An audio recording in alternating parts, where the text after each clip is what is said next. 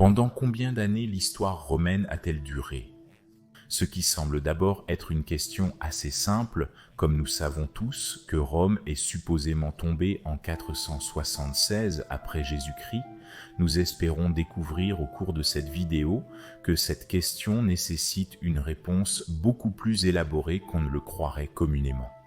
Découvrons donc combien d'années a duré l'histoire romaine, depuis ses tout débuts, lors de la fondation de la ville de Rome, jusqu'à la toute fin de l'Empire romain d'Orient.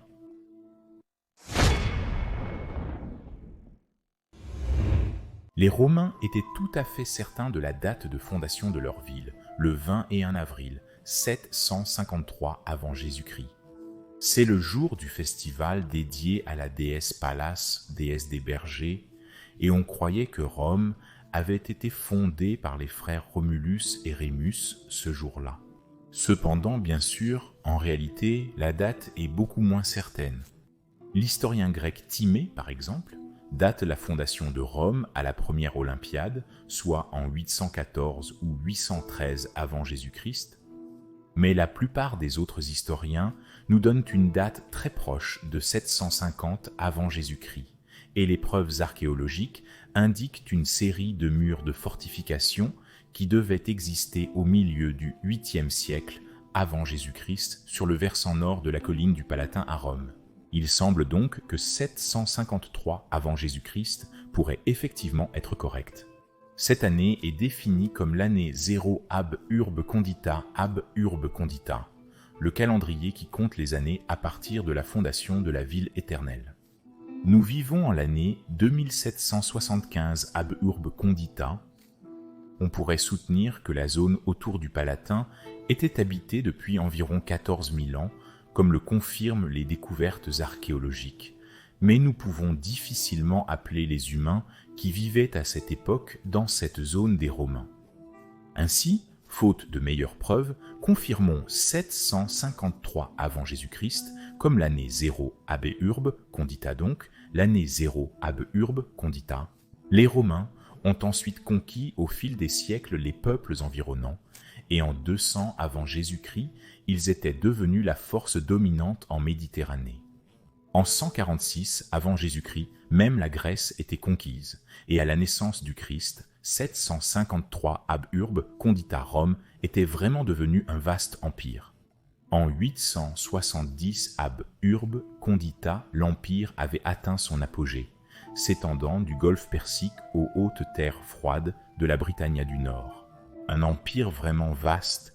En 1148 ab urbe condita, l'empire s'est divisé en deux parties, et en 1229 ab urbe condita, le dernier empereur romain d'Occident, Romulus Augustus, a été déposé, l'année 476 de notre calendrier. L'histoire romaine se termine-t-elle donc après 1229 ans? Bien sûr que non, parce que Julius Nepos était en réalité le véritable empereur romain. Romulus Augustus n'a pas été reconnu par l'empereur romain d'Orient, et n'était donc qu'un usurpateur. Il a régné depuis son royaume en Dalmatie, et il a été assassiné en 480 après Jésus-Christ, ou 1233 ab urbe condita. Mais attendez, il y avait aussi le royaume de Syagrius, fils d'Aegilius, qui régnait encore sur un vestige de l'Empire romain d'Occident en Gaule, ce qui est connu comme le célèbre royaume de Soissons. Cet empire a persisté 10 ans de plus, jusqu'en 486 après Jésus-Christ, ou 1239 ab urbe condita.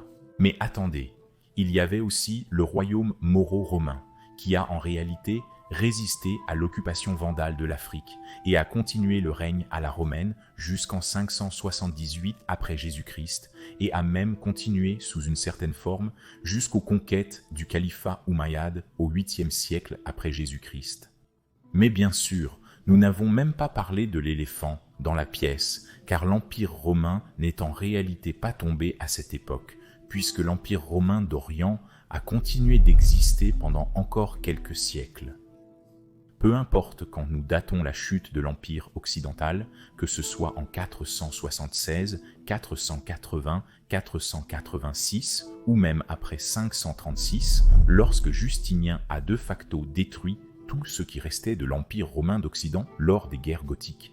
L'Empire romain d'Orient jusqu'en 1453 après Jésus-Christ, c'est 2206 ans après la fondation de Rome, donc 2206 ab urbe condita. C'est donc ça, n'est-ce pas? L'histoire romaine se termine enfin après 2206 ans. Mais attendez, qu'en est-il de l'empire de Trébizonde? En effet, cet empire séparé s'était formé en 1204 après J.C. et durerait même jusqu'après la chute de Constantinople, soit jusqu'en 1461 après J.C. C'est donc ça, n'est-ce pas? Non. Sur la péninsule de Crimée, beaucoup de ceux qui avaient fui le sac de Constantinople en 1204 étaient arrivés ici et avaient établi la principauté de Théodoro. Elle n'est tombée qu'en 1475 après J.C. Mais maintenant c'est enfin fini, n'est-ce pas? Non.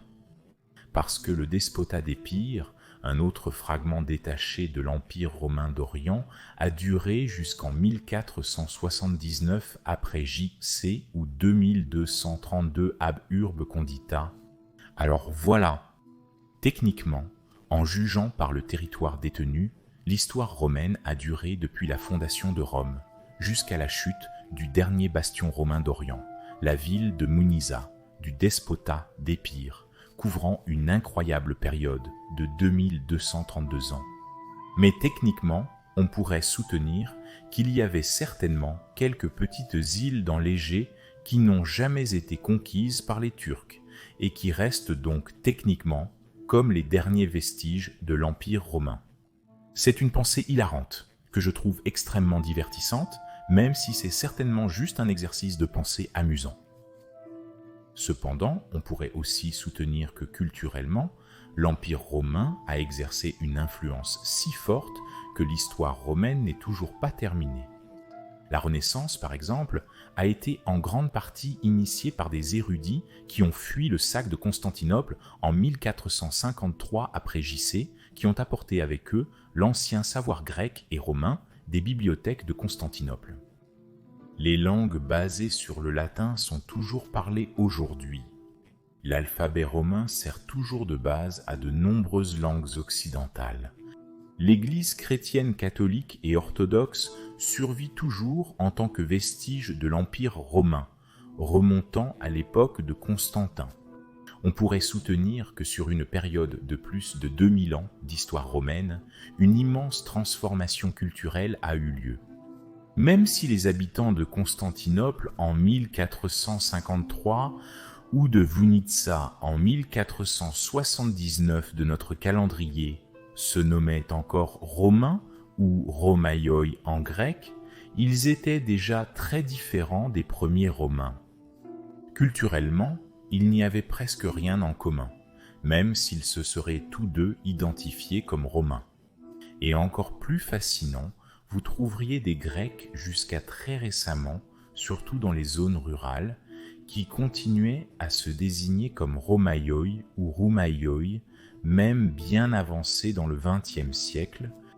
Il y a une histoire particulièrement fascinante à ce sujet, racontée par Peter Karanis, un érudit de l'histoire byzantine, qui est né sur l'île de Lemnos en 1908. Lorsque cette île a été reprise de l'Empire ottoman par la Grèce, en 1912, des soldats grecs ont été envoyés dans chaque village et se sont installés sur les places publiques. Certains des enfants de l'île ont couru pour voir à quoi ressemblaient les soldats grecs. « Qu'est-ce que vous regardez » a demandé l'un des soldats à Hélène. Les enfants ont répondu « N'êtes-vous pas vous-même des Hellènes » Le soldat a répondu « Non, nous sommes des Romains. » Les enfants ont dit qu'il pourrait encore y avoir des gens sur certaines îles grecques qui conservent l'identité romaine jusqu'à ce jour. Peut-être même que certains d'entre vous, chers téléspectateurs, appartenaient à ce groupe. Mais aussi en dehors de la Grèce, c'est le cas. Les Grecs, en Ukraine par exemple, s'y sont installés dans le cadre du plan grec de Catherine la Grande au XVIIIe siècle. Ils conservent l'identité romaine, se désignant eux-mêmes comme roumaioi. Et enfin, les Roumains peuvent affirmer que leur pays est le seul pays restant au monde qui contient le nom de Rome. Je peux me compter parmi ce groupe de personnes amusantes car je suis né dans cette ancienne province appelée Dacia. Et peut-être que c'est de là que vient cette fascination pour Rome. Les Roumains se nomment également Romani, qui peut aussi être traduit par Romain. Nous pouvons donc voir à quel point il est difficile de mettre fin à l'histoire romaine. Est-ce même terminé ? La culture romaine, l'architecture, la langue et de nombreuses inventions romaines sont encore très vivantes aujourd'hui, ce qui amène certaines personnes à soutenir que l'Empire romain n'est jamais tombé. Nous pouvons donc voir que je ne peux pas donner une réponse claire à la durée réelle de l'histoire romaine. En prenant la chute du dernier bastion byzantin, nous pourrions soutenir 2232 ans, mais nous pouvons également soutenir que l'histoire romaine est toujours en cours à l'heure actuelle. Faites-moi savoir ce que vous en pensez. Combien de temps a duré l'histoire romaine ? J'attends vos commentaires avec impatience. Et si vous êtes intéressé par l'aspect que Rome devait avoir quelques décennies après la chute de l'Empire occidental, vous pouvez regarder cette vidéo ici, dans le coin supérieur droit. Mais si vous êtes plus intéressé par la comparaison entre Rome et Constantinople, vous pouvez regarder l'autre vidéo dans le coin inférieur droit. Je dis encore merci à tous les amis de l'histoire romaine et à tous ceux qui sont comme moi, absolument fascinés par l'Empire romain tardif, Gracias, Amici, Imperii, Romani et Beneval.